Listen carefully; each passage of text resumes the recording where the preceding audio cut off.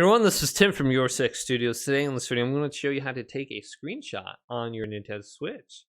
This is easy to do.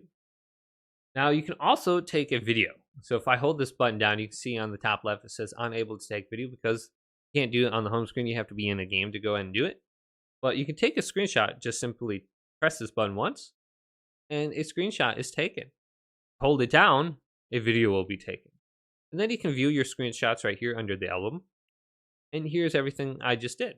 So I took this screenshot. Great, huh? Or this one right here.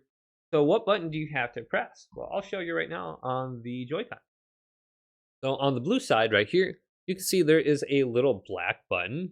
We just have to press this in, screenshot, hold it down, video recording. Boom, it's that easy. So it's located right here, this little black button. And you should be good to go. So hopefully this quick little video did indeed help you out.